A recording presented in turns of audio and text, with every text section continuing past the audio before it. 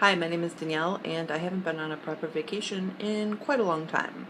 So this week we're talking about vacations, and I haven't had a proper vacation in a couple years.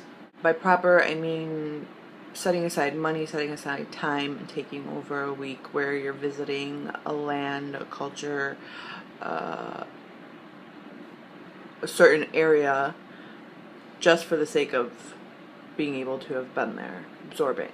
I'm not including, I'm taking my vacation and I'm staying with my aunt or sister or brother in another state that you've been to a bunch of times. Even though that is still a vacation, you are leaving your home, you are staying somewhere else.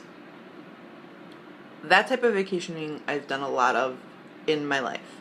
The other type, where I'm absorbing new cultures, I have not. Probably mainly because I'm a little scaredy cat person. I don't know any other way to say it. I've also never had, I'm extremely interested in learning about different cultures and seeing photos and reading about places that I know exist in the world, even though I haven't seen them in front of my eyes aside from photograph. I take pleasure in just knowing it exists. Okay, so I've never had a strong, what's the word? A strong longing to travel. It's not, it will probably change within my life, because within the past 2 years I've started to kind of have an itch to want to see certain things.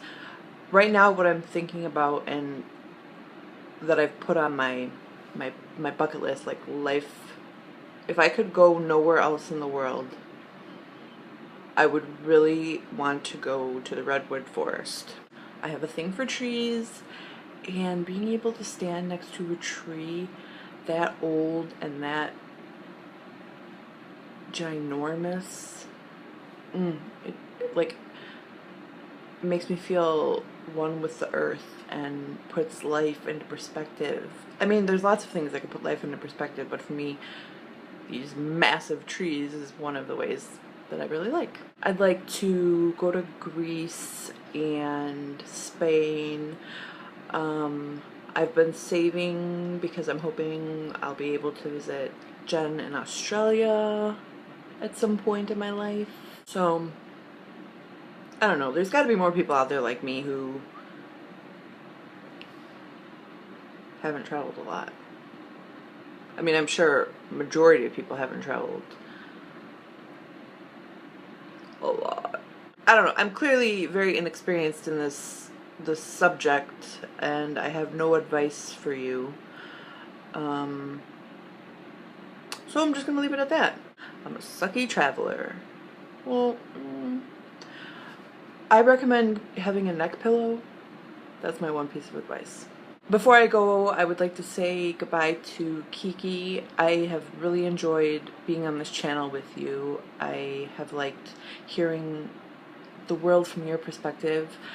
I do wish that we spent more time or got to go more in depth into depression and anxiety and just other mental illnesses that are silent torturers, essentially. They're invisible, and because of that, it's, I think, difficult. There's a stigma to it, and it's difficult to talk about. But I do think that we should go further into different mental illnesses. And even, post-traumatic stress isn't a mental illness, is it? I don't know. You could tell me. I know that it's something that's going to affect you for the rest of your life. But I don't know much about it, so it's something we should talk about more. Anyways, I've really enjoyed being on sharing this channel with you, and I hope that you are able to not feel guilty about taking time for yourself and getting yourself to feel how you want to feel, where you want to be. Forget about everything else. Don't feel bad. None of this failure stuff.